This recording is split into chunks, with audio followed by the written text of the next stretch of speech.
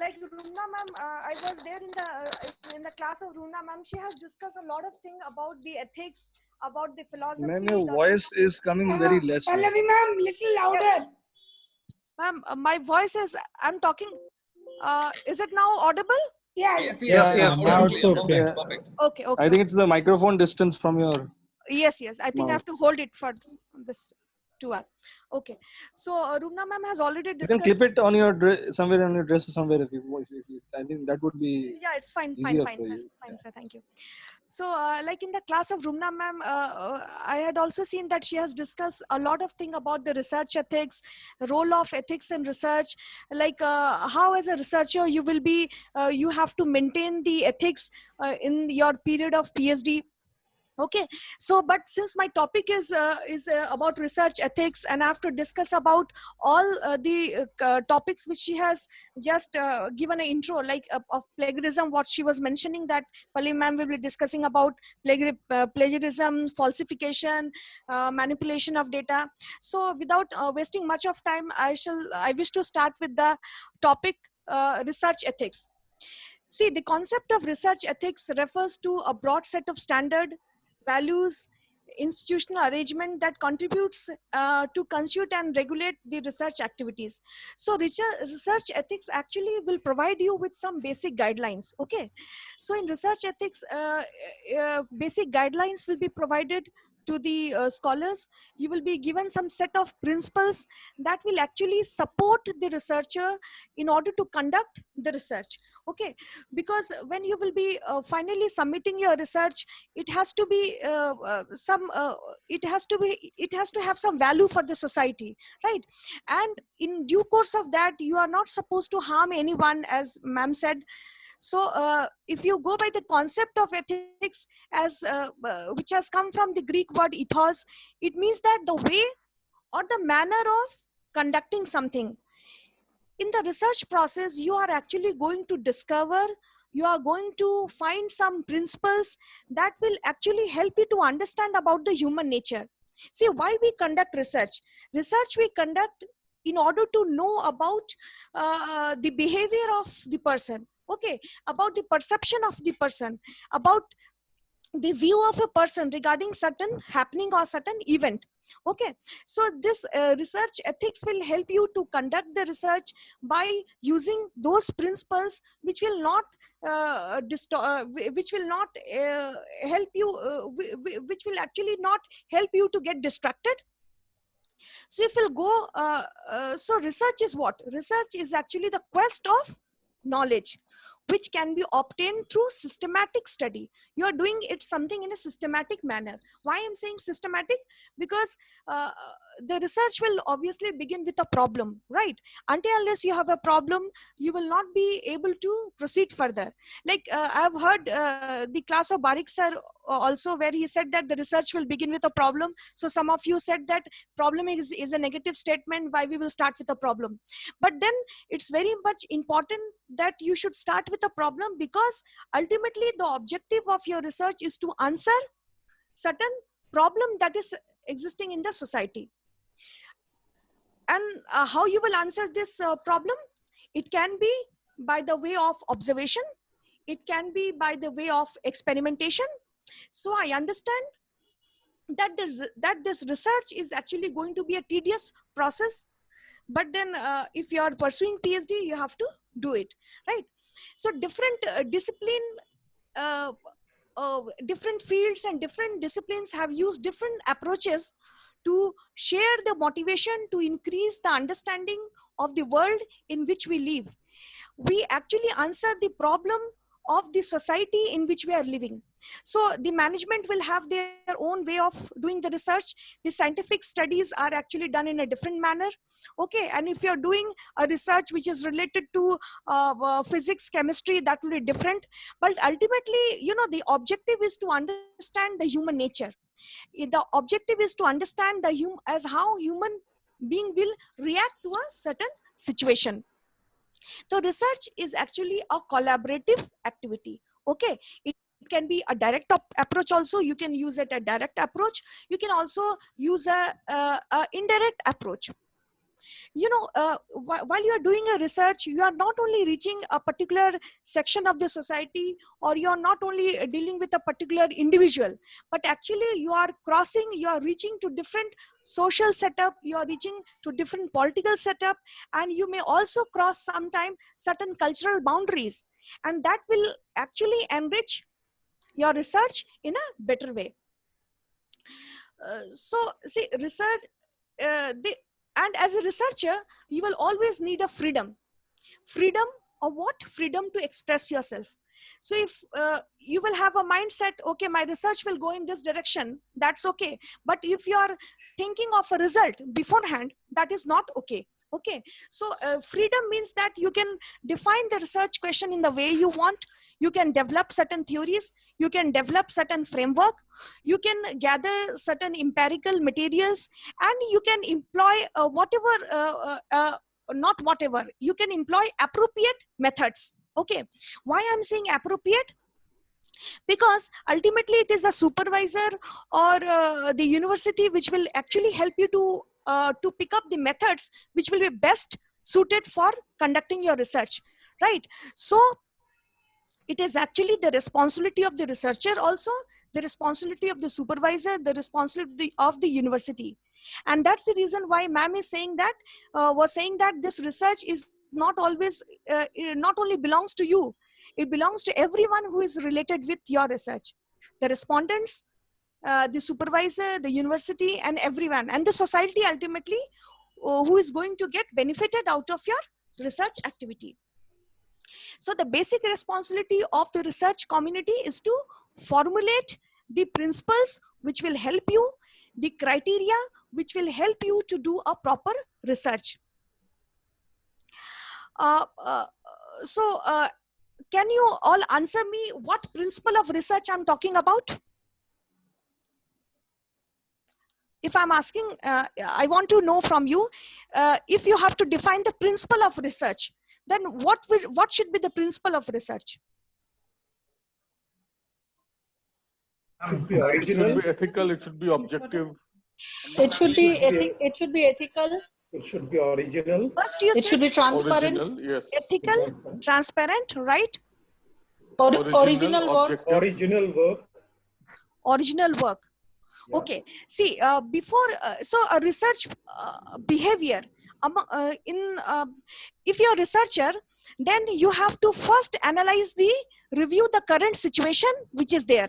Okay, before you reach to a problem, it is important for you to analyze or review the current situation कि आखिरकार हो क्या रहा है. Okay, you will review the existing policies and the procedure which is leading to that situation, right? Then you will compare whether the existing policies and the procedure which is there, is it correct or is it not correct? Okay, so ultimately when the gap is identified, you will conduct a research and you will do some innovative way, you will apply some innovative tools in order to reach to some solution, right? So if I'm talking about a research behavior, you must so as I said that research is a quest for knowledge, right? So you need to have the knowledge about the current happening, you need to have the knowledge about why it is happening, what policies and procedure which is there, which is actually dominating or affecting that happening. And if there is some gap, that gap should be the area of interest for a researcher, right? And that gap you will try to answer with your research. For that you may prepare a questionnaire, you may ask the respondents, and then with the use of statistical tools and all that, or maybe through focus group discussions, so with both the qualitative and the quantitative concepts, you will try to reach to a solution. So Pallavi ma'am, yes, for depending on the types of research, yeah, or the ma'am. questions we have, or the topic, do we need to have do we need to really achieve a solution for each whatever we are asking a question? Of course, ma'am. Like whenever you do a research, you prepare some hypothesis, right? There are some hypotheses which will accept certain thing. There are some null hypotheses which will not accept. So ultimately through your research, you are collecting some data, right? And that data will lead you to some results. Sorry, So I that- think, sorry, I should formulate in a different way. I think I didn't express properly. Mhm. Suppose if there is a gap in the policy Yeah. or some other thing, which it may not be possible for a researcher to really, they may recommend or uh, or or show or maybe suggest a pathway that okay, this can be done, but we may not come with the solution, right? So in the PhD is a long process. Do we need to demonstrate everything within this journey? Ma'am, see, if you're doing a research, hopefully it is expected from you that you will find some solution, or you may you may develop some framework, right? You may suggest certain solutions or the implications of the problem that is existing. So, as a researcher, your job is to understand the managerial implication of the problem, why it is happening, and if you are able to answer why, then you probably you will always have an answer that why as how you can solve this why. Okay, so research will actually help you to understand that why it is happening. Okay, and what are the factors that lead to happen all these things. So if you are able to understand the problem itself, as a management student or as a scholar, as a PhD scholar, you will definitely be in a position to suggest something, right? So ultimately when you will draft your thesis, you will have introduction, objective, the methods part. Okay, and then you will also be writing your findings, you will also be writing your suggestions and recommendations, and you will finally conclude. So ultimately whenever somebody will evaluate your thesis, they will look into this part, like what you have found. Okay, what exactly you have tried, what actually you have explored through your research, and what suggestions you have to give.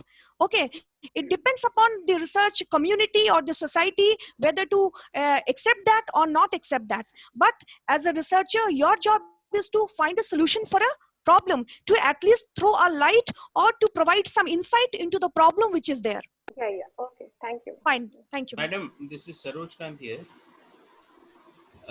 You mentioned that we should have knowledge in the area where we are doing research, Yes. but sometimes we are doing research in areas where we have very little knowledge, like the upcoming areas of electric vehicles or say the new Yeah. areas.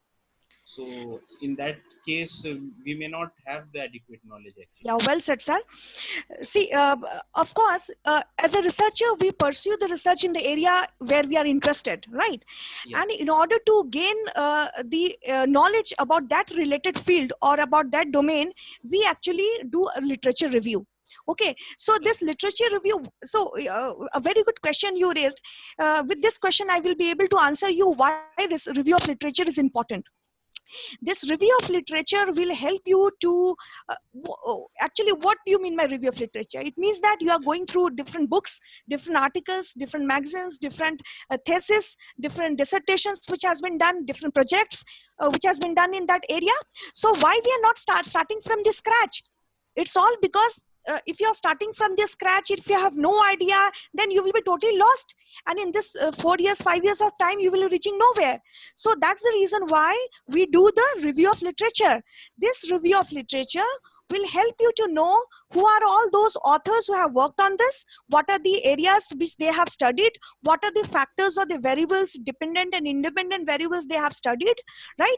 And then with this study, you will be able to reach into the research gap area. Research gap. Madam, what I meant was that in the new areas there will be little or no literature survey actually. Okay. Yeah, the research is also done on those areas, sir, also, because those research will be called as a exploratory research, where you are exploring something new and you are doing it from the scratch, right? So Yeah. actually those kinds of research are basically done in science, physics, chemistry. I will not say that those are not recommended for the management, but ultimately that will be a very good research and giving a valuable value to the society. Yeah. But Okay. in those cases, the problems of this, ethics will be reduced. because that's a even tougher job, isn't it? Yes, that will definitely, sir. That will be a tougher job, because ultimately, more than the scientific conduct, you are doing by your own judgment. You are using own perception. You are using your thought process, whether it will be correct or whether it will be not correct. So in that case, you will be picking up the factors as per the observations that you do, as per the happenings of the society, and then you pick up and you conduct the research, sir. Thank you. Thank you. Okay. So what I was saying, that it is important that you respond adequately to the threats of the society which is there. So as a researcher, as ma'am said, research integrity is very much important to maintain. And as a researcher, you need to realize the responsibility of being a very honest researcher, right? What do you mean by an honest researcher? A researcher who is doing something from who is actually giving a contribution which is very much original, which is coming from your hard effort, right? So ultimately, you are serving the research community with some concrete work, okay? Something that originates from you. You have done a hard job, you have collected the data, and that is actually giving a new insight. So at the same time, we can say that it is rather important that you must realize the professionalism of doing a research. You must understand the legal aspect of doing the research. You must also understand the ethical responsibility. And not only that, but you should also acknowledge the people who are supporting you in this research process. It can be the respondent, it can be the institution itself who is helping you out, it can be your guide, so it can be the respondent. So it is just like you are doing a teamwork. So see, here in the slide, you can see that there are A, B, C. A is ethics within the research community. If you're doing a research in management, you will be doing something which will answer the management aspect, which will answer the management practices, right? So it is also important that you should focus on the research community or the research discipline in which you are doing it. You must protect the participants who is associated with your research, and you must value the role of the research in society. Because see, if you're doing a research, it is actually a very responsible job that you're doing it. And that's where we have to discuss about the effective code of conduct. So effective code of conduct means what? Effective code of conduct means that as a researcher, or if you're related to an academics or a learned society, it is the responsibility of the institution, of the funding agency also, of the public and the private research organization who is helping you, the publisher, and the relevant bodies who are helping you. So code of conduct will not only be from your side. The code of conduct has to be maintained from all of them who are associated with you, right? So you are actually producing a living document which is going to help the society in various manner. Madam, I have an issue. Yes. Can I say? Yes, yes, sure. Madam, today we are discussing about ethical issues and ethical issues in research, isn't it? Yes, yes, yes. As we understand that one of the pillars of any research, particularly your social science research or any research whatsoever, is that it should be beneficial to the society, isn't it? Yes, sir. Yes, sir. Now, we were made to understand yesterday by Dr. Jha that look, you have to complete the research within a stipulated time frame of 3 years to 4 years. Sure. Okay, now what we are doing is that we are discussing about ethics, and from the researcher's point of view, or from the institution or the university's point of view, and the three Venn diagrams which you now have drawn. Yes. There is a common point that there is a society also, or what I mean to say is that at the end of the research, the piece of a book or the research thesis which we submit, if it is not implementable or it is not implemented by the society or at large the target group for which it is meant, so at the end of the day, it is just an addition to the piece of books and piece of paper. So where is the ethics there? Yes, yes, yes. So in research ethics, I will be also discussing about disseminating of information. Dissemination of information means whatever research that you have contributed in this 4 years or in this 5 years of time, it is the duty of the scholar Okay, and it is the duty of the university or the institute with whom you are related with to disseminate the knowledge and should inform the society about what you have achieved, right? My question is, does it actually take place in the real world? Of course, Or- see, if you're doing a research, ultimately you will be awarded with PhD, right? And after that research, that journey will not end there. Actually, we say that we have completed a PhD. It's not like that. PhD is just a start. After that, you might be collecting, you might be writing papers on that. You may be working on the scope of research which you have left in your thesis. So ultimately, you have entered into a world where you will be exploring a lot. You may go to different seminars, conferences, you may go to different live events, and you may discuss your research findings. So in that way, it is the responsibility of the researcher. Okay, so the biggest responsibility held with you, that you have to take your research to the society, you have to explain what you have found, and you have to actually help the different industry. If you have done a project which will help the power industry, or it will help the electrical industry, or railway, or coal, or anything else, so you may discuss those things in various seminars and conferences, and you may disseminate the informations which you have collected. So the onus of the research success and its solutions leads primarily on the researcher. And the university also, Okay. also, because if we will award you as the best PhD, or if we will give you some funding to do some further studies on that same project, so it will be like a motivation for you to pursue in that field, right? Okay. I Understood. would like to respond here. Actually, sometimes some researchers are ahead of the time. So maybe at that point of time, that research is not absorbed by the industry or the society, but maybe years after, sometimes that is absorbed by some other scientists. So to consider that, if it is not being absorbed at the present moment, doesn't mean that it has no value. So Yes, you have already contributed something, so it will actually be observed, sir. Okay, so it's not that today you have given something and tomorrow it will be implemented. So you have already contributed, your work is actually registered, and somewhere the person who is interested in this field, they will definitely cite your papers, they will definitely cite your research, they will take the help of and they will acknowledge your efforts, sir. Okay, understood, ma'am. Thank you. Okay, I would like to proceed further.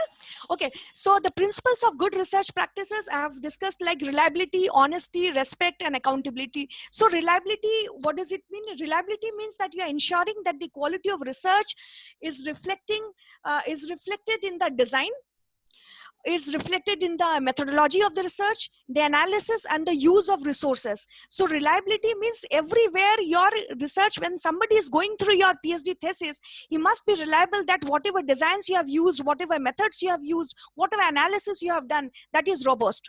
Like, see, if I'm talking about honesty means that if you're reporting something, if you're communicating something, you have to be very much transparent. You cannot be just very much selective. You have to be fair enough. You have to give the full information without being biased, right?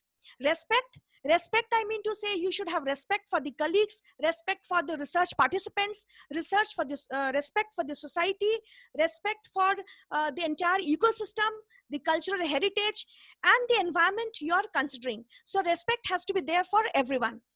Then only you will really feel proud that whatever you have done, you will really feel supportive. Accountability for research means accountability, that I mean to say that you should take your research further. You should have an idea that if I have done some research, I will be publishing this. I will be approaching the management and the organization whosoever is associated with my research. So see, the obligation of research is there to the society. The research has an independent responsibility for the role to play for the societal development, for the social development. So research has this responsibility to contribute to the greater global justice. So why I'm saying this, because see, if you're doing a research, you have to understand that while doing the research process, you are contributing something to the society. You're taking the resource from the society only.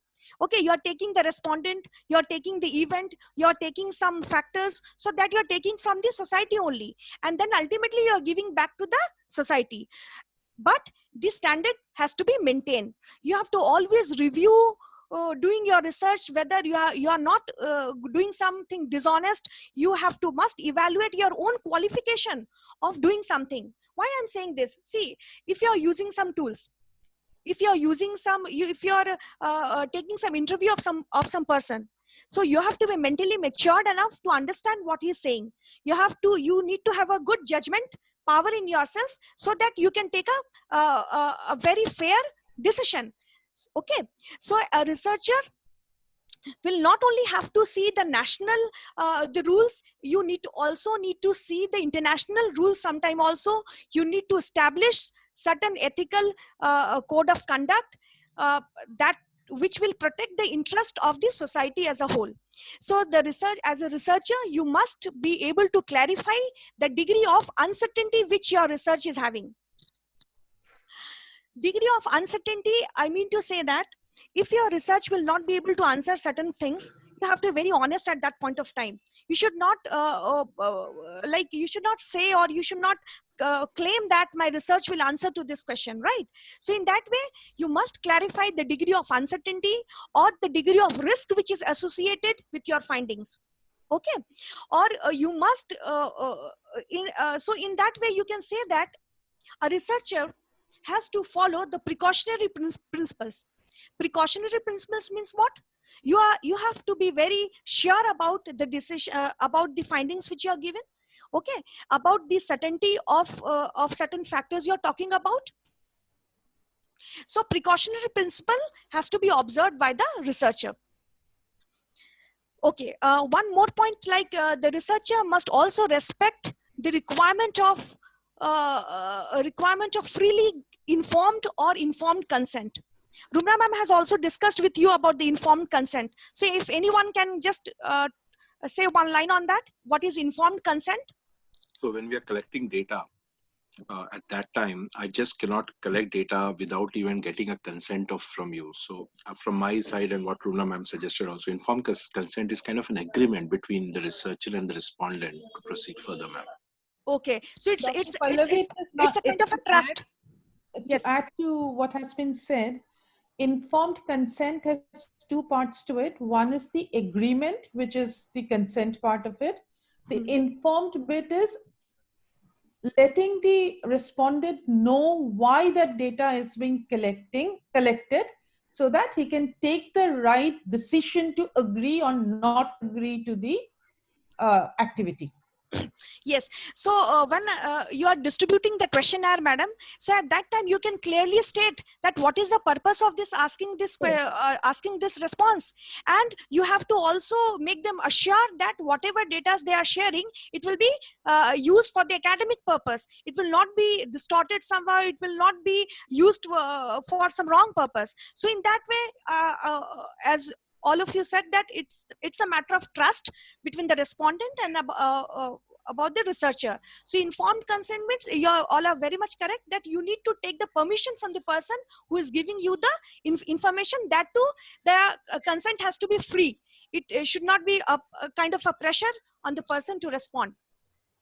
And this scientific integrity, is this relative or it varies? Because, I'm relating it to the software industry. There is one area where they have the free license, like the GNU Linux environment, and, the Microsoft, which has its own licenses. So two types of industry, the open source and, the proprietary, both are going on parallelly in the software sector. So in research, this scientific integrity, is this also based on societies and, some bodies, or it is a prerogative of the researcher? See, in research integrity, I'll come, sir. It will be part of my slide, sir. Okay. So if you allow me to proceed, I'll definitely discuss that. So a researcher must respect the contribution of the researcher. They should observe the standards of the authorship and the cooperation. See, the standard of authorship means, sometimes what happens that if you're writing a paper, so there can be 3 authors, right? So and it is very much important that all the three authors must contribute something in the research paper. Many times it happens that it has now become a practice that in one paper you can see three authors, they are just writing their name, they are taking the credit just by paying some amount of money to the publishers, they are getting their paper published. But now if you go for renowned publishers, they will ask the contribution of individual authors whose name are written in that paper, right? So it is very much important that as a researcher, you must also acknowledge the person who has helped you to write that paper. Okay, because ultimately research doesn't mean that you are coming up with a thesis finally. Research will have different stages. Research means you will be doing some pilot study, you will be writing some research paper, you will be presenting some papers in the seminars and conferences. So in that way, maybe your supervisor is a part, maybe your friend is helping you out with some data, maybe that your close colleague is helping you out. So in that way, you have to also observe that the proper authorship must be given to them. Researcher must comply with national and international rules I have already discussed. Now, uncertainty, the risk and precautionary principles. I have just discussed with you that the researcher must clarify the degree of uncertainty or the question or the things which you have not been able to answer. You have to very much clear with that. Now, the protection of research subject, researcher must respect the requirement of free given and informed consent. Informed consent means you need to take the permission from the person. And protection of animal. See, why I'm writing this, this slide is not relevant for you, but still, since it is about scientific research, so one slide I've included that if in your research some animals are used, you have to take care that you have to justify why you have taken that animal, why that experiment is important to do in that particular animal, and you have to also take care about the animal welfare aspect. Now, the relationship between the researcher and the other knowledge bearer and the form of knowledge. The researcher must acknowledge the economic and the cultural value of other form of knowledge. See, it is very much important that you need to understand, you have to justify the necessity of an experiment, why you are doing it, okay, to the responsible supervisory authority, to the person with whom you are taking the permission to do it. Researcher must also acknowledge the economic and the cultural values of the other form of knowledge. If you're taking the if you're doing a research in Ho tribes or in a particular tribal community, you have to understand the values which is there, right, the economic setup which is there, and you have to include those informations in your research. So ultimately you cannot start by your own thinking and with your own observation. Ultimately you have to take into consideration the cultural values from which that community has came from, and the economic setup. So as a researcher, it's your duty to acknowledge, to include those informations in your project. So I mean to say that as a researcher, you have to understand what is relevant for your research. You have to do you have to always be engaged in a conversation with the people who are knowledgeable in that area, who have already done the research on that area, and nobody can stop you to reach to a person who has got knowledge in that area, or the researcher who has already done the research in that field. So the point here is, more you explore as a researcher, more new colors you will be able to bring in your research. So as a researcher, you have to be more open, and you have, because ultimately the purpose is to serve the larger purpose, you know, so its objective is to serve the larger purpose. So openness, flexibility, and if you're reaching out different people who has already worked in that, it will definitely help you to do a wonderful research. Okay, one question I have to ask from all of you. Suppose you're finding from your research, you get to know certain facts which is actually conflicting with the day-to-day happenings, okay, or which is conflicting with the practice of the society. So what you should do? You should take that research further, or you should stop there.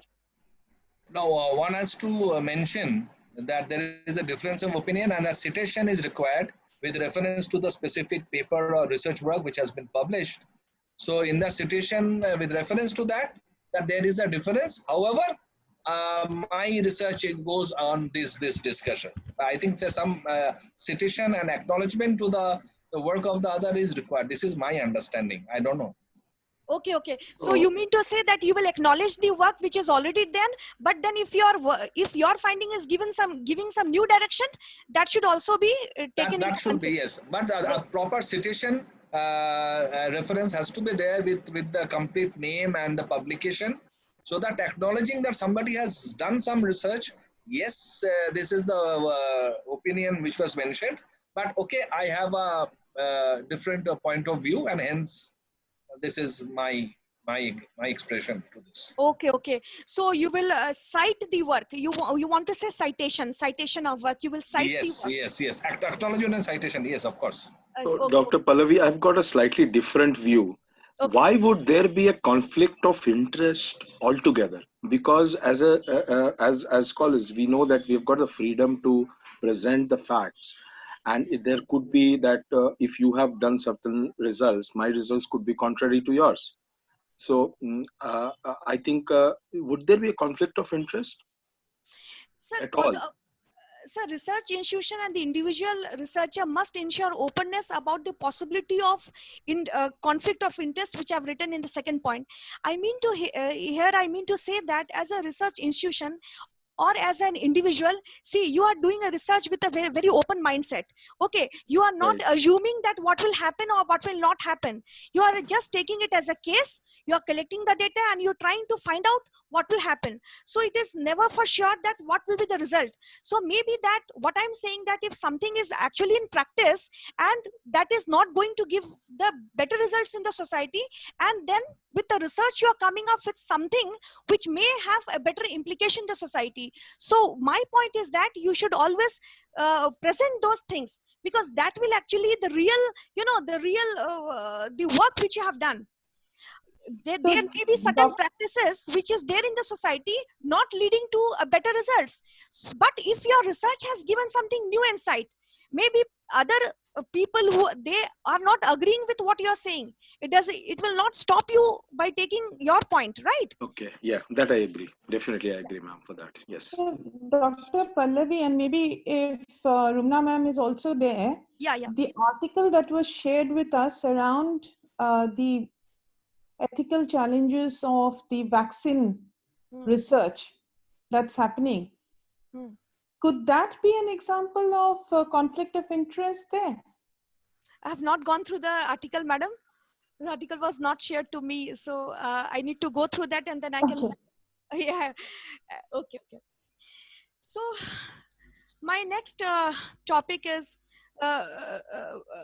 like, research institution must have to be independent mechanism that can support employee in whistle-blowing situation if they become aware of matter that they consider to be conflict with the ethical practices or social responsibility. So see, it is very much important that as a research institution or as an individual, you must get the support from the university, you must get the support from the agency who are giving you fund to do the research, so that you can always answer you can always present your research in an ethical manner. Okay, because your responsibility is also to help the society. You are actually doing a kind of a CSR, right? You are actually helping the society to find some solution.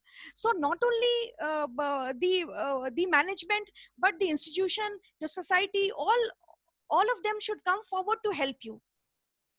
Now, dissemination of research. Actually, we had a little discussion on this with one of the scholar. Dissemination of research to general public. So what does dissemination means? Research institution and the researchers are both responsible for disseminating the research. So as I already told you, that research institutions should reward the dissemination that popularizes the research, as well as the research based participations in public debates. If there is some public debates which is going on, if there is some seminar which is going on, and if a research is really valuable, if your research is actually going to give something, a greater knowledge to the society, then the institute where you are presenting the seminar or the conference, that institute must reward you. And that is how your research paper will become popular. Okay, so the research institutions and the researchers both are responsible for this, to disseminate the research findings which you have done through your research. So as a researcher, you should always keep in your mind one thing, that you should not misuse the your research findings. Sometime what happened, that if some discussion is going on some topic, and you have not studied thoroughly that topic, but somewhere you have referred that word in your thesis.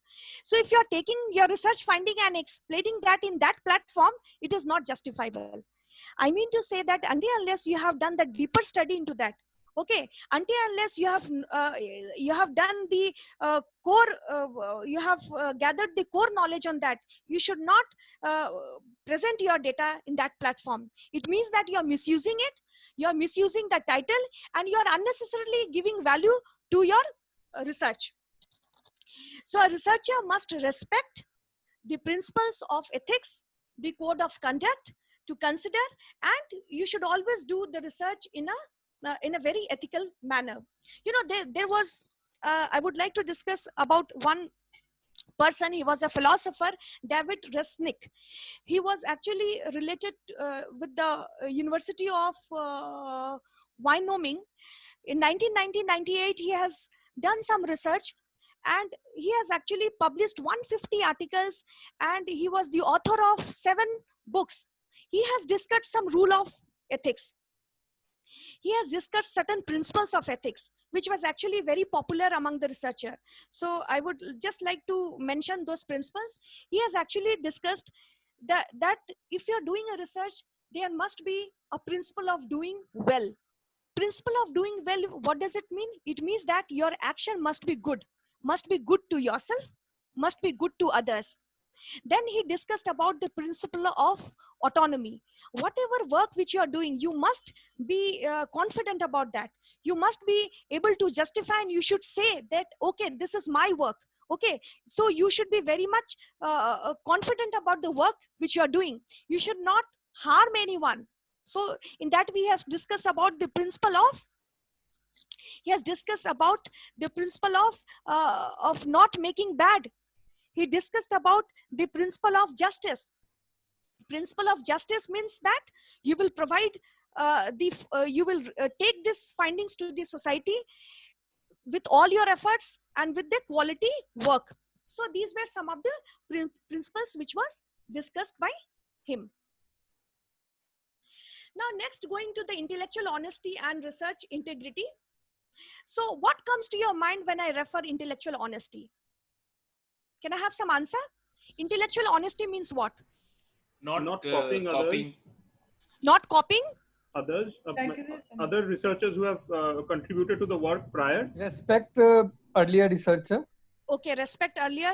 So, you know, this honesty, this respect, don't you think it is Apply related your with own your, mind. it is related with your moral character? I had seen someone typing in the chat box at, when Rumna ma'am was taking a class, that it is related to your own honesty and it is related with your own character. So intellectual honesty, as you all said, it is integrity characterizes both the individual researcher and the institute itself. So when you are talking about from the institution, from the individual perspective, it means that you're talking about your own moral character. You're talking about your own interest to do the experiment. And when you're talking about the intellectual honesty from the institution point of view, it is a matter of creating an environment which will support the researcher, which will actually help the researcher to embrace all the standards of excellence which is there. It will actually help the researcher to become to come up with that with the confidence and it is the duty of the institution to see whether the research is trustworthy or not, and it is conducted in a lawful manner or not. Okay, so intellectual honesty is related both with the individual also and with the institution also. So these can be some of the words like objectivity, impartiality, independence. Ma'am, what is independence here? Yeah, independence here means that, madam, like if you are doing some research, you cannot, if somebody will question, okay madam, why you are writing this finding, so at that point of time you should never say that, okay, I'm writing this because it is advised by my supervisor, if I'm writing this because it is supported by the earlier researcher. Now that when you're in a stage of submitting a thesis and you have already done that, or you're in a process of doing that, you must be very much sure about the findings you're writing. You have to take an independent decision that, okay, I have written this finding because I have some qualitative data to support it, because I have some fundamental answer to give for this. I have some focus group discussions recording which I can show you. So independence here means that you have to be firm about the decision, about the findings. Okay, madam. And madam, what is duty of care? I'll come to that, madam, because time is also, I'll come to that, ma'am. Shall I discuss duty of care? Duty of care means, ma'am, that care with the, where I have discussed about, you have to take due care of the participants. You have to take due care of the animals. If you are using it, you have to take due care of the different forces which are involved in doing that research. Duty of care also means that you are protecting your research findings. You're not spreading it before you're getting a degree. You're not allowing someone to mishandle it. You're not allowing someone to include that findings in their own paper. So duty of care means, in this process, in this 5 year, you are totally very much careful about your findings, careful about the process you are doing it, and you're not allowing anyone to distort it. Fine, ma'am? Dr. Pallavi, now, because other side, we need to get involved with our colleagues or maybe other researcher, and you know, when we talk about authorship. Yeah. And so, which means that it is a team, sort of a teamwork, institutional at individual level. And the another side is to do it very carefully. Yes. So, I mean, it is because. See, madam, yeah, you're very much correct. See, other can support you, right? Other can help you to conduct your research. Other may support you in statistical manner. Other may help you to reach out to the respondents. Other may reach out may help you to reach to the particular agencies or the company or the industry where you are doing a research. But it doesn't mean that you will actually share whatever collections of data you have done. That it will be confined to you only. They are just a helping agent. It doesn't mean that you will compromise at that any point of time. You will say that, okay, you are helping me, so I'm giving you all the data. That should not be there, because you have a purpose behind doing that research. So other stakeholders can be a part of it, but definitely you have to preserve your data until unless you are getting a degree on that. Ma'am, I just wanted one question. Is that like I want to take a data from some organization. Now I approach a friend of mine or a friend's friend of mine who is working there, and he says, okay, I'll arrange for it. Mm-hmm. So and I actually start getting responses from that company. Now I really don't know if that person has been following the ethics of taking that permission from that organization, because I am going through a friend of mine. So in that scenario, how much of it has the implication on me, and what exactly should be done in such a case? Yes, sir. Very good question you raised. Actually, what happens, sir, that if you're depending on someone, that person has to be trustworthy. So that's the reason why, collecting the data is the toughest job in your PhD journey.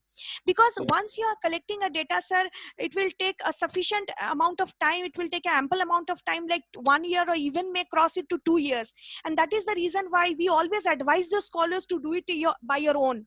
We advise these scholars to go to the field and to conduct actually reach the respondent and take the response from them. But many a time, as you said, that it is obvious that we need to take the help from someone. Maybe that in this case you are saying that you may approach a friend. So in that case, your friend need to understand the importance of the work which you are doing it, and then you have to make it understand how serious this work, and it is not a joke, because any data, if it is misleading, if it is not giving you the right figure, it will actually distort the entire process, and it will actually lead you nowhere. So in that case, sir, if you are approaching a very sensible person, a very honest person, then you have to make him understand, and a little bit of consciousness you have to also maintain, because once you see the data, it will also give you a reflection whether the data is correctly collected or not. As you can hear Rumna ma'am, she said that Amir was one of his student. He took a name of his, and then he again asked that scholar to collect. So as a scholar, if you will go through the responses, you will get to know whether it has been collected with due care or not. Okay. Okay. Thank you. Yes. So so intellectual honesty, I was just discussing about the behavior, about the responsibility of the institution, the responsibility of the individual as well. So research body should ensure a climate that that the confidence, the trust is there in the research finding. You have to encourage free and open exchange of material, new ideas, uphold personal and corporate responsibilities. So these points are also very much important. So research ethics may be defined as an activity adherence to ethical principles and professional standards essential for responsible practice of research. Just read it carefully, it may be useful for you. Okay, so research integrity may be defined as an active adherence to ethical principles. Now, what do you mean by ethical principles? It is just honesty, trustworthy, high standards of scientific record, involve commitment of intellectual honesty and personal responsibility for one action to range of practice that characterize responsible conduct of research. So here I simply mean to say that it is your research work is actually need to be very much pure, sir. Okay, your research work need to be very much pure. You should be very much honest, and you have to take the personal responsibility of whatever of a single line which you have written. For each and every line you have to be responsible, you have to be sure. In this PhD, in due course of guiding the PhD scholars, I've also seen some scholars who came to me crying that, ma'am, you please write my one chapter, and you please arrange someone who will help me. So I strictly say no to them, because I understand that this way of approaching is ultimately not correct. I understand that the people who are doing PhD, they have their own job, they have their own responsibility, but then PhD is a very serious thing. And if somebody is helping you, you should take it in that way only. You cannot ask someone to actually write your PhD. If somebody is doing it for money, that person will get the money, but you will get nothing. Ultimately, when the evaluators will come, they will ask questions, they will throw questions on you, you will not be able to answer because you have not done it, right? So you will be like somewhere you will be lost, and you will not be able to answer what exactly the correct answer of that question is. So आपको जितना भी time लगे, you should do it by your own, and you should do a proper research and take a responsibility for that. So ethical practices include honesty, fairness in proposing and performing the research, reporting the research. You should be very much fair. You should give a very accurate and fair information. You should acknowledge the person who has helped you out there. And fairness is also required in peer review. Why I'm saying that? Before you submit your research thesis, your thesis will move to different from one person to another person, and the basis for that is the basis for that may be that a person is very knowledgeable in that field. A person might be having a very domain expert in that particular field. So whatever review comments which you are getting in a thesis, that you should try to implement. Okay, and if you are not able to implement, then also you should make a point that you have not understood, and you should reapproach the person who have gone through your thesis, because everybody in this process will try to help you. Many time it becomes an ego issue. Okay, I've written something and somebody is questioning, or I've spent 5 years of time and he know better than me. So that approach should not be there.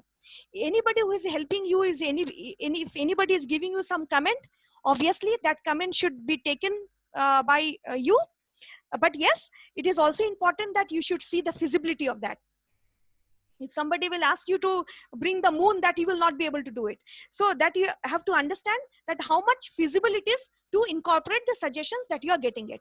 But you should be open for the suggestion, and you should always be open to the suggestions which you are getting from the different person.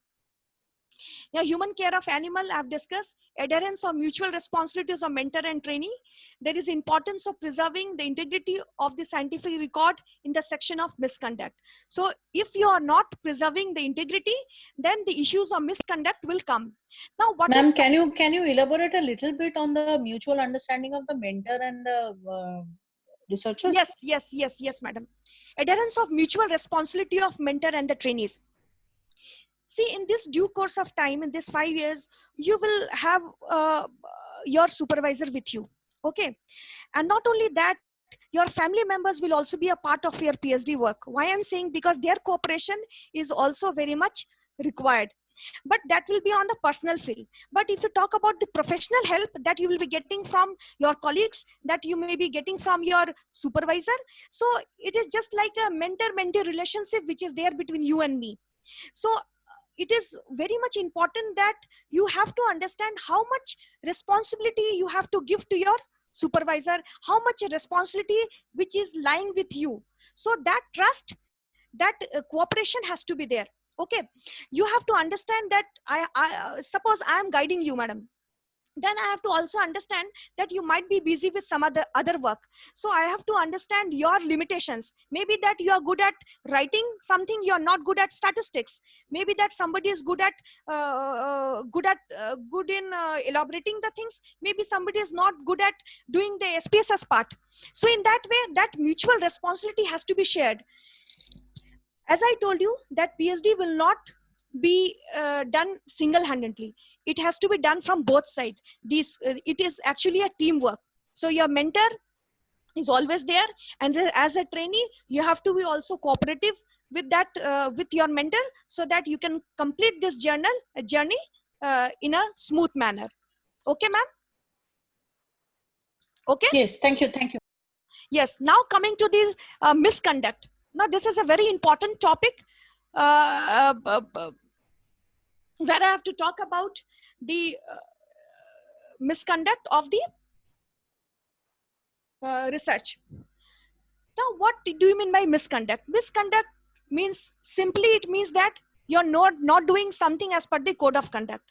So as ma'am said, misconduct, it will include fabrication, it will include falsification or plagiarism in proposing, performing or reviewing the research, in reporting the research results. So actually, see what happened, that if you are involved yourself, if you will involve yourself in some misconduct, the consequences will be like, first thing is that it will bring a bad name to you. The trust of the institution will be lost. The supervisor will also feel bad about it, because this journey is not your own alone, because we will also be a part of that. So anyone who is engaging in this kind of behavior is actually putting his or her career in risk. Ultimately, you are somebody is threatening the reputation of the institute to which that person belongs, that student belongs, and you are also damaging. I should not say you, but anyone who is involved in misconduct, he or she is also actually threatening the beneficiaries. He will actually not reaching the society in the way he should. So misconduct is actually damaging you as an individual, is damaging the institution, and also damaging the society. Now, the important thing is what is fabrication. So there are different elements of misconduct I discussed with you. Fabrication means that you are making up the data or result. Fabrications means making up the data or result. What does it mean?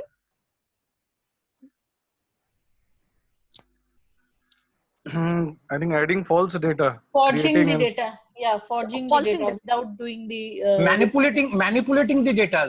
Manipulating is different. Okay. No, You this you is like make a which I table haven't of data done which you actually have not collected and you add it I Yes, on to haven't the done the research. research, but yes, I have yes. just made a data. Ha. So fabrication means you're making up the data. You're thinking that, okay, 5 responses is like that. Okay, so more for 10 will be like in the same trend. So you're making up the data, you're reporting, or that results will not come accurate. And even if you're doing it, and it is very difficult, I will like to tell you here that to catch hold this fabricated data is also very difficult job. You might think that this is so tedious job, but there are some people who are very expert doing these things. And they can and it is a very challenging situation for the university or for the person who's going through the thesis to actually investigate whether you have done it or you have not done it. So fabrication is actually very dangerous, and making up the data, or you are just thinking of a data, you are including it, and that will and you are bringing the results close to what you are expecting. So it means that everything is well thought कि result क्या होगा, data क्या होगा, हम क्या लाना चाहते हैं. So everything is just fabricated. So this will come under the misconduct. Now falsification means what? Is a manipulating research material, equipment or process, or changing or omitting the data or result that such that the result is not accurately represented in research record. See, falsification means what happened, that if you find that if your findings, if you're reporting certain findings and you're omitting such certain things because you're thinking that, okay, this data will be conflicting, this data may not give a proper result. If I'll include these data, maybe when I'll run the SPSS, it will not give us the appropriate results. So in that case, you are actually or anyone is actually distorting the data, is actually manipulating the data, and you are actually very selective in choosing the data that you want to include in your research. So this is the practice of this kind of practice of manipulating research material. It not only data, sir, it can be anything. It can be any charts, it can be any tables, or it can be any figures. If you're using a table and in that table you want industrial relation to be a part, so if it's something related to that word, you're replacing it and you're writing IR. So that is also wrong, isn't it? So it means that you are entirely changing that entire system. You are distorting the entire thing. And that is the reason why, in order to prevent this, we advise the scholar to write the source of the table, to write the source of the figures from where that figure or table has been taken from. So actually it will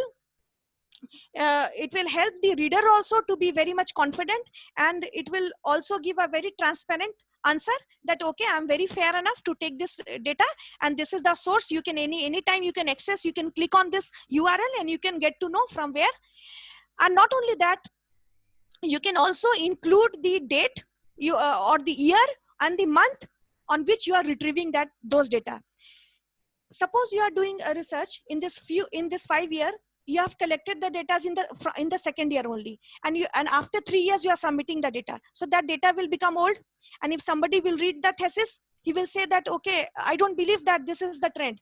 So in that way, you can, if you have mentioned the source, that person can refer and will get to know that you have written something very much correct.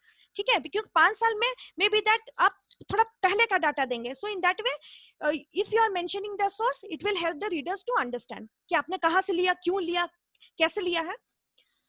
So this is all about fabrication, falsification. Next important thing is plagiarism. Most important thing, for which Jha sir will also take an individual session where he will let you know the different tools as how to check and how to go about. So I'll give you the basic idea what is plagiarism. Plagiarism simply means that you are not acknowledging the person. You are just taking the words from someone else and you are not giving due credit. So in order to avoid the plagiarism, proper citation is actually required if you're properly citing something. But properly citing also doesn't mean that you will just copy and paste it. Okay. This plagiarism aspect is basically found in chapter review of literature. If you have sometime what happened that if you want to draft the review of literature chapter, it is actually a very tedious process because you have to write what the others have done. But if you have honestly done it, it will be very easy for you. Kyunki if you are doing a review of literature, you are going to study very deeply what research they have done, what new they have done it, what is the gap. So in that way you can wonderfully, you can very smoothly, you can write your review of literature. But sometimes what happens, some scholars they open the thesis of someone, they go through that, and by their own perception, if they try to do certain paraphrasing and they write the words in that way, they will be caught in plagiarism. And plagiarism, while you submit the thesis, in the thesis completion certificate, there will be one word, one sentence where it is clearly mentioned that you have abide to the rules of university. There is no plagiarized content in your thesis, and it is totally as per the guidelines of the university. So some percentage of plagiarism is allowed. Okay, so because 10% is allowed. But beyond that, if your thesis is checked in some Urkund or some Turnitin, and if your thesis is caught with higher percentage of plagiarism, in that case your thesis will not be accepted by the university, and it will not be taken to the next stage or next process. Right? So you have to be very conscious of from the very beginning of the draft of the thesis. If you are very conscious about this, it will not be a problem, and you will be smoothly get through this process. Madam, one issue. Yes. Is there anything known as it came into my mind? Is there anything known as 0% plagiarism? 0% plagiarism. It happens, sir. How is it possible? Could you please explain? Sir, I told you it is possible, but it is very difficult to possible. It is very difficult because see, if you are writing a thesis, sir, you might be writing a bibliography. You might be writing the reference part. So in that reference, suppose you have studied my paper, you have gone through my paper, and you have used certain certain variables, or you have mentioned the findings in your own way. So at that point of time, you will be definitely writing Kumari.p year, the name of the paper, then you will be writing the volume year. Okay. So my detail is there in your reference. Suppose Mr. X has also studied my thesis, and he has studied some other part of my thesis. Maybe that he has studied the review and literature part, and maybe that you have studied the research methodology part. So content which you have picked up and the content which he has picked up will be different. But then in the reference part, it will be same. The page numbers will get changed, but the way in which you will cite and the way in which the X will cite will be same. So certain percentage of plagiarism will always be there, sir. Will always be there. Oh, suppose if I give the references, the reference of the journal, reference of the author and topic, everything, but write everything on my own. Theoretically, is it possible to have 0% plagiarism? I wanted to know that. Theoretically, is it possible? I was also thinking, Dr. Pallavi, that for a qualitative research, there will be the respondent, many times we may have to quote. So, and if we are taking that reference, then we have to take it as a quote only. So then so in that case, the software tool, whether Urkund or whatever it may be, will exclude it from the plagiarism part. So is it possible to have 0%? If I write, theoretically, I write everything of my own. Is it practically possible to be in the 0% plagiarism domain? Is it possible? Sir, you can, by your effort, you can reduce the percentage. We have also got some thesis which is having 3%, 4% plagiarism. It means that that person has only included the work which he has done, the qualitative study or the quantitative, and he has used the framework which he has developed, and he has not taken anything from the book or any definition of marketing or any definition of HR. That means every content written in his or her thesis is coming from within. So it means that you will be able, when the plagiarism check will be there for your thesis, it will be near to very less percentage, sir. Ma'am, One thing that you are saying, obviously when we are doing a literature review, Yes, sir. we would be actually having some references that we would be having.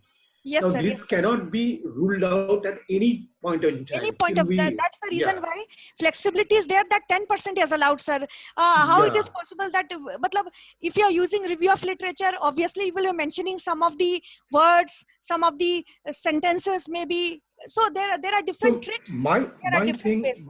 No, that is my that, point Mr. is, Nondi. Mr. Nondi, that is my question only. So yeah. we are using it as a reference in the review of literature. So will it count when the software or the tool is No, calculating? sir. No, no, Will it no. be taken into consideration of plagiarism? That is my specific question. Sir, your question I am answering, sir. If you are taking line by line, if you are just copying from some sentence, from some material, some from book or some from website, and you are not mentioning in the reference, then it will be caught under the in the plagiarism part, sir. That If means, you have to give due credit. that If you are means if I have taking any code, then understood, we have to refer them. We are Yes, taking yes. from No, that is what I am telling. no. I am referring. In spite of referring, is it possible to have 0% No, plagiarism? I That don't is know my. because we are taking it and I think yeah, if we are referring, then it is not a plagiarism.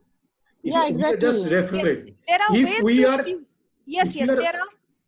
sorry, if we are only copying whatever it has been written in a particular literature review and put it in my thing as it is, then it becomes. Yes. Otherwise, if I understand that thing and I express it with my own words, it would not be a case of plagiarism. But Isn't for it? reference, we have to just take it whatever they have said in that manner only. We cannot change it. No, probably they have said that this is a relation that has been established between your buying behavior and this thing and that thing. That is what has been. Yeah. I want to add into this, sir. Yeah. So suppose you are doing some research and you want to know some relationship like CRM or anything else. So you may have to refer the theoretical background, the theories which has been or the research which has already been done in that particular field. Okay, or you may refer to them to some research work which has already been done. So in that way, you can always use that as a base and you can include that in your research. But there's a way as how you will include, because you will write an indirect word and that too in your own sentences. And that's the reason why we advise that when you go through the review of literature every time, because if you are submitting in 2020, we will ask you to include the review of literature of 2020 as well. It will not be like you are including 2 years or 5 years or 3 years back data. You have to very much update it. So in that way, sir, you are always in a process of doing some study, doing some literature review, doing some taking some content or referring some material from the net or from the website. So in that way, you have to be very much particular that you are using it, but then you are citing and you are changing the words. You are explaining it in your own words. The practical answer to which all of us are converging is that basically 0% plagiarism is not practically possible. Practically not possible, sir. Yes, understood. Now, plagiarism example, just taking material from internet verbatim without attribution, without during the write-up of article or other scholarly work. Faculty taking dissertation material from students and including it in publication without giving due credit. Research misconduct does not include accidental error or honest misrepresentation of results. Now, this point is very much important for you. Please just see it. Research misconduct does not include accidental error or honest misrepresentation of result. See, as a researcher, I understand that everybody will try to give their 100%. Everybody will try to not involve in any kind of misconduct, right? But in any way, if you are doing it unknowingly, but if we are doing it unintentionally, then it will not come under the plagiarism. So the authority, the institution will understand that it has not been done with a proper intention. You are guilty of plagiarism if you use the work of another and misrepresent it as your own. So if you are misrepresenting it, if I'm saying something else, you are taking it in something another manner and you are writing it something else. So that will also, you have to be guilty about that. Using information from the author's work that is regarded as a common knowledge in the discipline is not a plagiarism. Suppose if you are using some some theories which is there. If you are writing Maslow theory, if you are referring to Hasbach theory, and in that way, I will not say that it will be a crime, because you have to refer some theories, you have to refer some principles which is related to that. Now, important that when it is important to cite, it is important to cite when your idea is, when your idea build on someone else, when you are paraphrasing someone else's idea, when you use someone else's words, and if you are unsure whether you should cite the source or not. So you should not take any chance. If you're not sure, then also you can cite, right? So if you are in confusion, there is no harm in citing.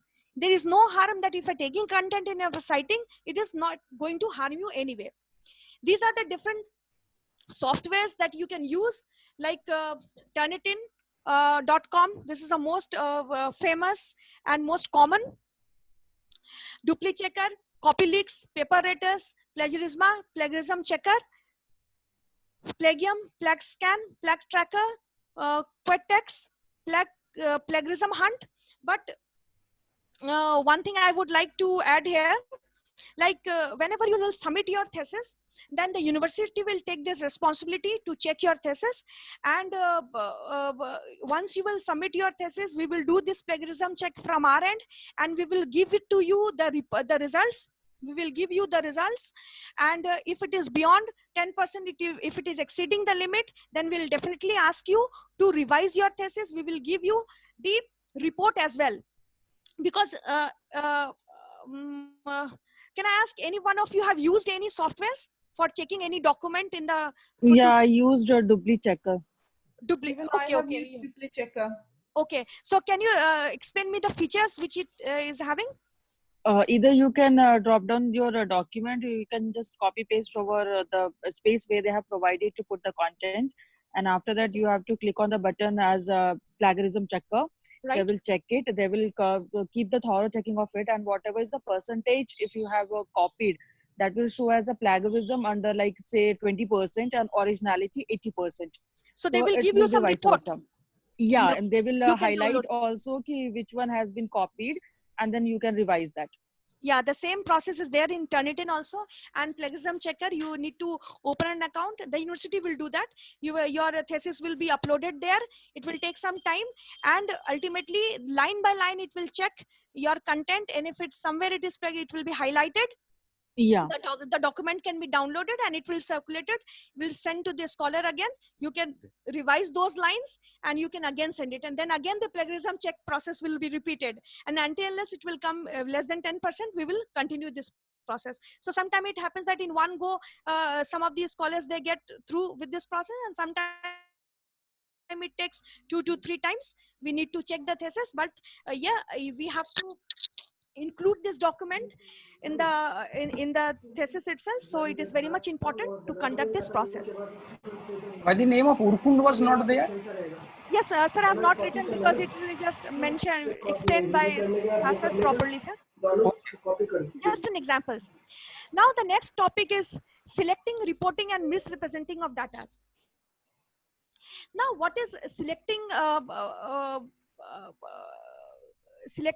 reporting, and misrepresentation of data? Any idea? Any one of you can give me?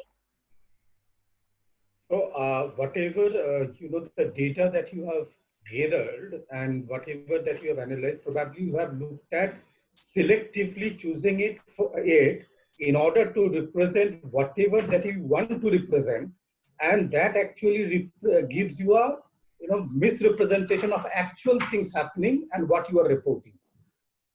Okay, so it means that it is a practice where the scholar is actually selecting the data and is actually selecting the content and it is presenting it.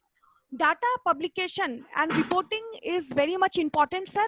As I told you, that dissemination of information is equally relevant, is equally important, because it will give the due credit to the scholar and due credit to the university who is conducting the research. So dissemination and review of research finding at professional meeting, publication, and discipline related journals can be very much helpful to the scholar, sir. Considering what can be the issues, sir. See, issues related to data reporting. There are two issues. It can be external factors also. It can be internal factors, sir. External factors that sometimes you have a lot of pressure that you have to publish the articles. You have to, this is the minimum criteria. You have to come up with publications every 6 months. So at that time, what happened that you will be using some of the data and you are coming up with the article. So that may lead to kind of a issue, sir. Professional competition, you're comparing with someone and you can see your mates, your classmates, they are very much faster than you. It can be a job security reason, lack of formal mentoring, you have not got a proper training, or Ma'am, what is job security reason? I mean, job security reason. I'll just give a very live example. Like some of my scholars, they are associated with some reputed institutes, and they have just joined as a lecturer. Now that they have worked for a certain period of time, the universities, they have made mandatory for them to complete the PhD. So in that case, what happened, they will always be in a hurry to complete the PhD, because until unless they will produce that certificates to the university, they will not be continued, or maybe that their promotion is delayed, is withheld. So in that case, sir, you will always be in a job insecurity maybe, and you want to hurry it up with your PhD. So that can be one of the factors that you want to do it in any way and not following the rules and the ethics. Lack of formal training, mentoring means the supervisor or whosoever is close to you who is guiding is not given you the idea about the consequences of misconduct. Unclear guidelines, lack of penalties. If there is no penalty from the university, the scholar may feel that it is very easy. So in that case, it is also the joint responsibility of the management also to take a very close eye, whatever data you are using or whatever contents you are publishing, that is correct. And sometimes some scholars, they feel that there is no chance of getting caught because nobody has the time to go through in details and all that. So that can be the external factors. Internal factors can individual ego and vanity. It can be a personal financial gain. It can be illness. It can be incompetence. It can be sloppy writing and reporting. So this can be the external and the internal factors. Now, what is the importance of accurate and honest data reporting? See, lack of integrity while engaged in data reporting and publishing can have negative influence. We all know. In future also, it will you will never be sure. You will never be very confident taking your thesis in front of anyone. Okay, so that fear will always be there in because a person who is very much expert in this field, they will definitely ask questions from you from the very basic. They will reach to the core, and they may raise question. So if you have done the research by your own, you will be very much confident. So it is well advised that you should be honest to your work. You should honestly and accurately represent the data. And moreover, the consequences is that it will threaten to compromise the credibility of the particular field of study. It is actually a crime which if somebody will do if he will not be honest and particular, because your research will ultimately go to that community, and the management community will see, okay, this work has come from ICFA University, this scholar has done. So they will have a trust, because the name is the reputation of the institute is also attached, isn't it? So definitely it matters a lot. Now, listed below some of the issues related to integrity, like misrepresentation, plagiarism, selectivity of report, failures to disclosure of conflict of interest, publication biasness can be there, neglecting negative results. See, sometimes what happened that some journals, they also will not accept your paper if your paper is talking something negative. Sometimes it happens. So it is really a question on the journal itself. So if a journal who is very honest, who is doing a very honest job in their field, they will definitely accept your work, even if your work is talking something which is not usual, right? So many a time you have to be, you have to see these things, that you are reaching out the good journals, and they are presenting your research in a right platform. Inadequate evaluation of prior research, ignoring the citation or prior work that challenge stated conclusion or call current findings into question, misleading questions of observations. So this can be like reporting a conclusion that are not supporting. I have seen thesis that some scholars write a conclusion as if like a fairy, but in a very lucrative sentences they write the conclusions. But that conclusion should be related with your study. That conclusion should be related with what you have started with the problem. Okay, so that conclusion should give a very smart and a very concise answer with the problem, with the answer to the problem which you have started. So I mean to say that conclusion has to be supportive, or conclusion has to be in match with the data which you have collected. You're talking something else, your results are giving, your data are speaking something else. That should not be there. Okay, breaking down of single piece of research into multiple overlapping reports. Sometimes what happened that one time I'm doing a research and I'm writing 50-60 papers, and many a time I'm using a data from between. So that will be also very much dangerous. So there's a limitation. If you have collected that data, there is a limitation that to how many papers it can be converted, isn't it? So you have to understand that to what extent you can use this data, to how many papers you can develop from that data, so that it will not lead to any kind of overlapping reports. Inappropriate use of terminology without the precise definition will also not be good, because if your research is being read by some person, definitely that person might not be having the knowledge of the terminologies which you are using. So for that reason, the scholars are advised to include the list of abbreviation page in the thesis. So list of abbreviation, in the list of abbreviation page, what you will do, you will just write the short forms and you will explain the full forms of that. Or you can also add the glossary in your thesis. You may use it if you are having a lot of technical words that is used in your thesis, so that the readers will get to know what you have written, and they will easily connect to your thesis. Now, second last topic is duplicate and redundant publication. Redundant or duplicate publication is a publication of paper that overlaps substantially with one already published. So if you are already published some data and again you are publishing it, you are changing the abstract, you are changing the heading, you are changing the introduction, and then your content is same, then that is called a redundant publication. Now, a journal should establish process to help them avoid duplicate and redundant publication. So a journal, while accepting the papers, they should have some criteria, they should have some guidelines to make the authors aware that they will not be accepting any kind of overlapping publications. They will just be rejecting it. Your journal, your article will be cross-checked, and it will be checked through Google, or will be checked through different tools, so that if your paper is already published somewhere, then you have to take back your paper. Otherwise, some of the journals, they ask you to sign a copyright form, where you will be declaring that your this work is submitted for the first time.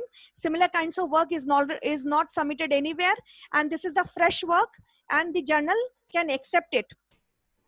The journal, the publishers can also should also inform the authors that once you are submitting this article to us, it is the publishers can publish it online, anyone can access it. Okay, and if somebody will claim such kind of work that they have also done, then some legal complications, legal problems will be there for you. Our university is also having an IOGA Journal of Management. I would like to inform all of you, and I'm an associate editor of that journal. So every year, in the month of June and December, we used to come up with that editions. You can publish, you can submit your papers. The rules will be same, like the copyright form, I'll be asking your paper should be very much original. Okay, there will be different review process. We will check the plagiarism aspect, and then if your paper is through with all these stages, your paper will be accepted, and that will be published in our IUJ Journal of Management. Madam, one issue. Yes. Will the research scholars get a hard copy of the IUJ journal till completion of their thesis? Not only in completion, sir, every 6 months we will be providing the hard copy of the journals to the scholar. Since this time, due to Corona, we had come up with the online publication with the soft copies. You can access the website. We have a separate journal website, sir. There all the articles are already uploaded. You can download that, you can view that. The PDF form, HTML and doc form is already there, so it will also give you a better idea as how the articles are IUJ journal is published quarterly. Yes, every twice a year twice we come up with that journal, sir, June and December, and in that way. But the process will begin from September. Like for December, we have already given a call for papers. I will distribute that call for paper invitation to all of you, sir. Okay, this time this time the focus of the articles would be COVID-19. So I have already given some of the themes, 20-30 themes I have already mentioned there. So if you are writing your paper near to that topic, we will accept that, and we will see the quality of your paper which you have submitted, and we will let you know whether the paper is accepted or not. Okay. Madam, I have What a is the call at theme? 1 o'clock. Can I drop off now and rejoin? Yes, sir, you can rejoin. Yeah, ma'am, till when it will continue? I'll just take 10 minutes more, sir, 10 to 15 minutes more. There will be a quiz, and then I'll wind up, sir. Okay, ma'am. Okay, thank you. Can the quiz link be sent on the WhatsApp? I will give you through chat box, sir. Chat box. Okay, ma'am. Okay. I'm trying to be fast, sir, because I understand that from last 3 years you are there. So I'll try to be a little bit faster. Thank you, ma'am. Thank you. Okay. Now, so overlapping publication. Overlapping publication means recognizing the publication overlap, splitting apart the data collected in the same system to answer the different questions. Suppose you have collected the data from me. I have given you some response. The same response, you are using it for answering different questions.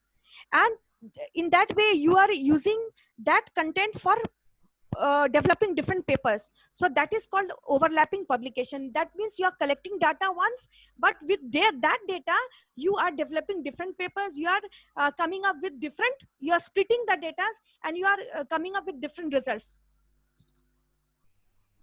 Augmenting previously published data.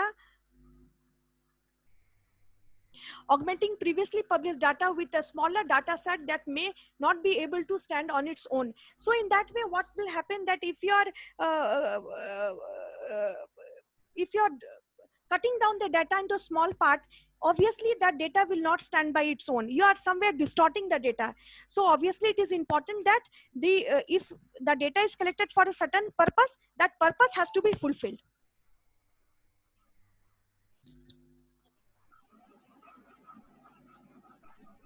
So how can we minimize the negative impact of publication overlap? The author should critically consider whether publishing a single comprehensive paper or they should develop the multiple overlapping paper would be more appropriate to present the information concisely and cohesively. So it is ultimately you who will have to decide whether it is better to come up with one paper, or you think that the paper will be very, you have to look into the scope of the paper, the objective of the paper.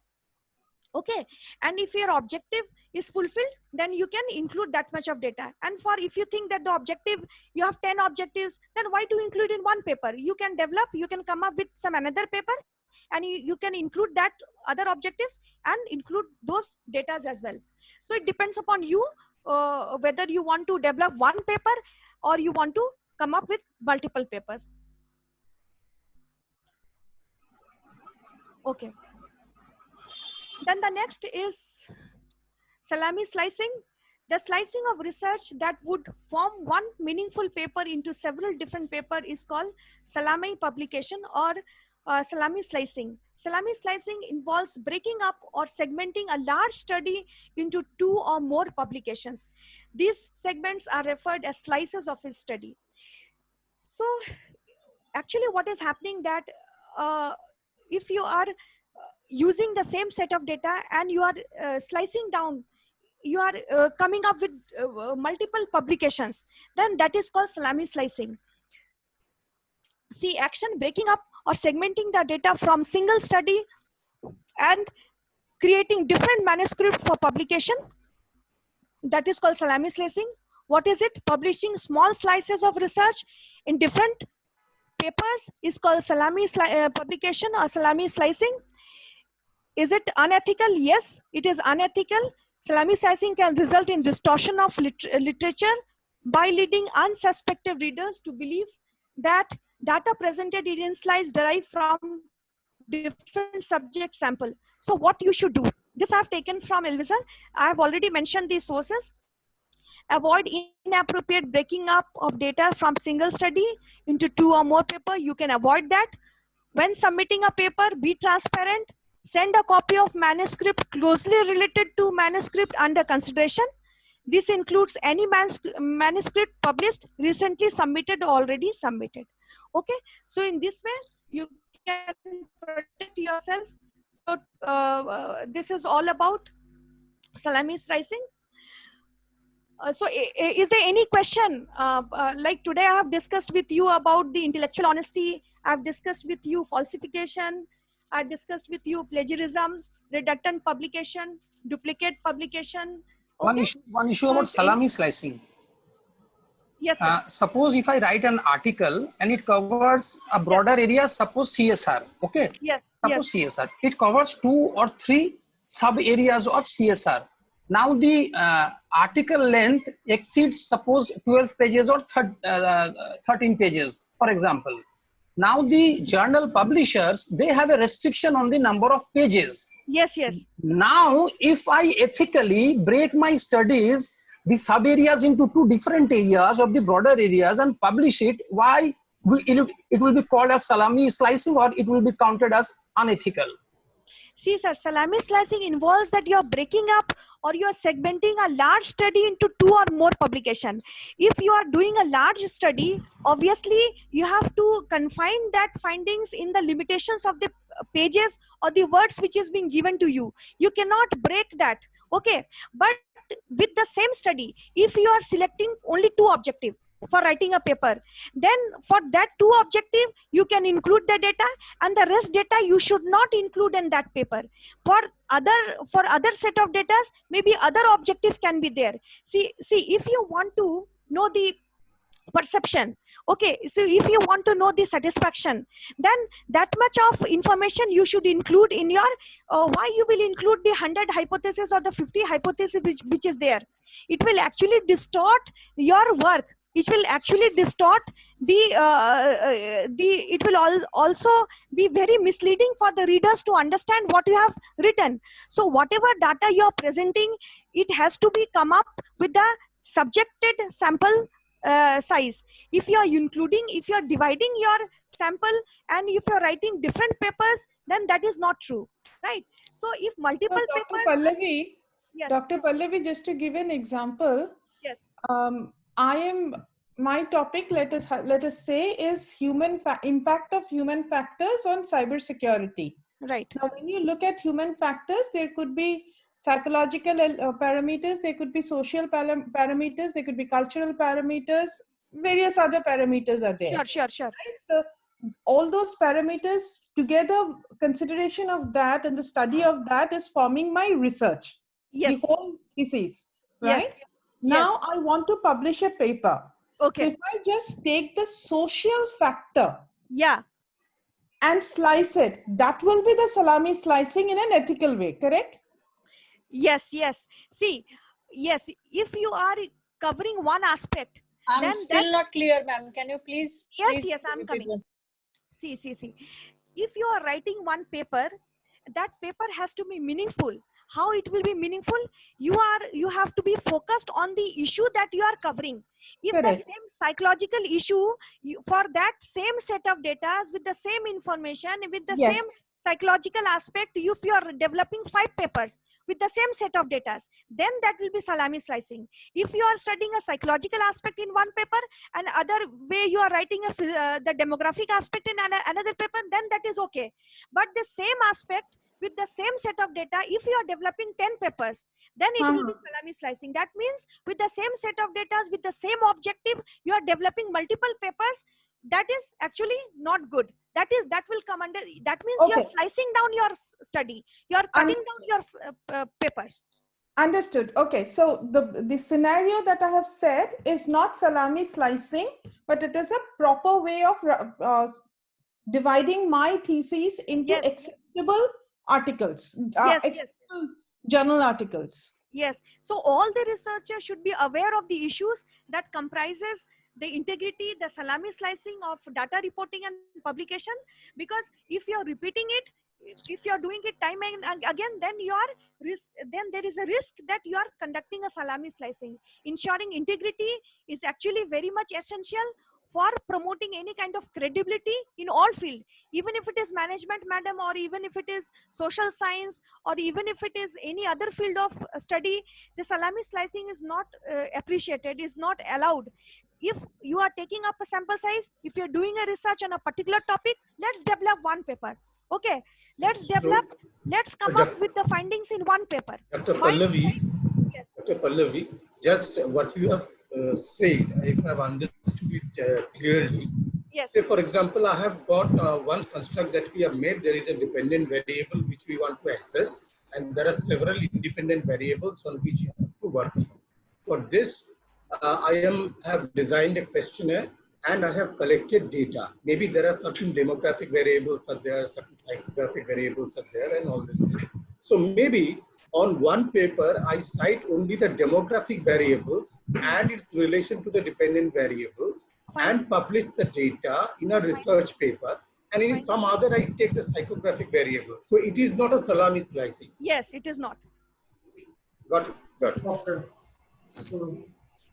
Okay. So basically, okay, so we can divide the variables. I mean, we can use the different aspects of the variable. Obviously, the interpretation, but the same in one data collection only we are getting all these responses, right? Yes, sir. But we are interpreting, we are taking a couple of independent variable with one dependent variable and writing one research paper, and then the same independent variable and other set of 2 independent variable writing another research paper. So it is not a salami slicing, right? Yes, sir. Yes, sir. Okay. So, can we have a small case discussion? Or you want to play the quiz? Quiz, ma'am. Okay, quiz. Just please hold for a while. I'll just share the links to all of you.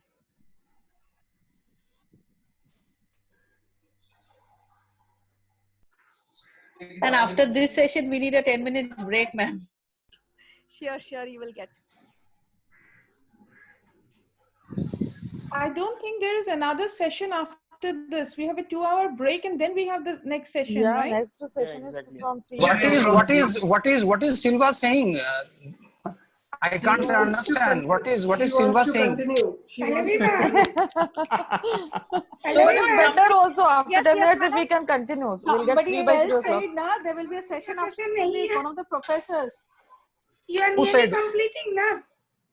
Yes, just 10 minutes, ma'am. Okay. No, people are talking. Please give me 10 minutes break. Then again another session.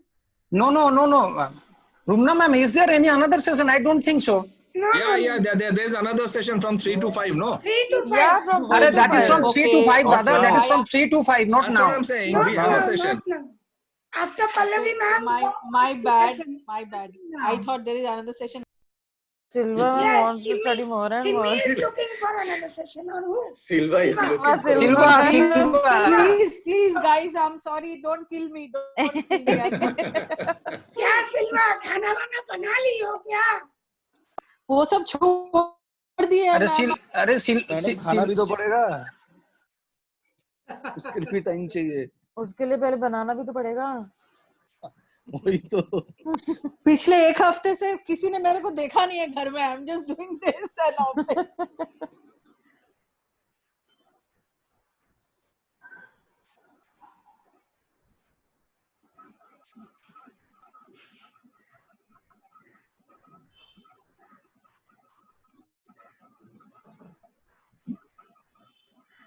Somebody is not there. Who is that? Hello? Yes, Pallavi. Yes. Hello? Yeah, you're audible. Yes, I've shared the link in the chat box. Yes. All of you can click that. Are you all connected with me? Yes, ma'am, we can see it. Yes, yes. I have shared a link in the chat box.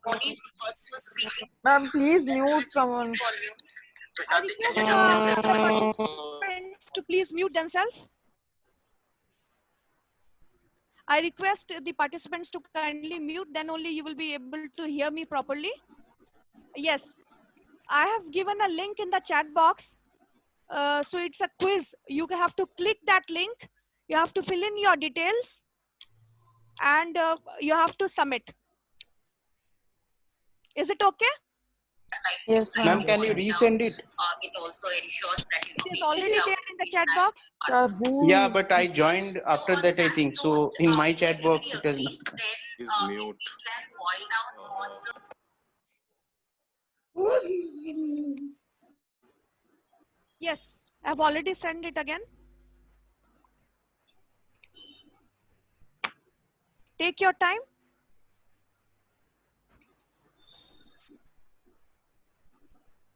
If Madam, anyone can, you can stop sharing. Yes.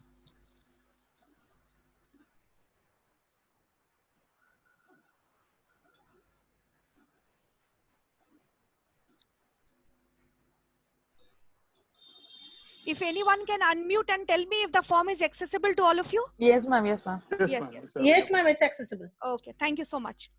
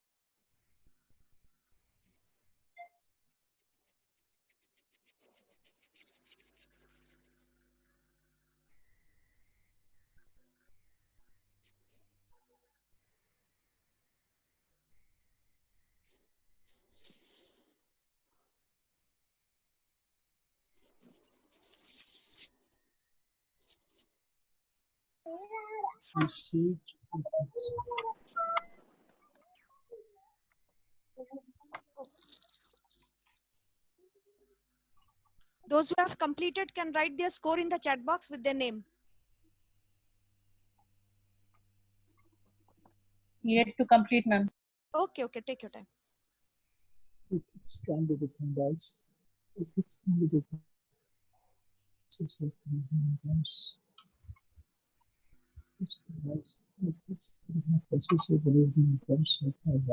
showing total points. Is that what you are saying? Is the score?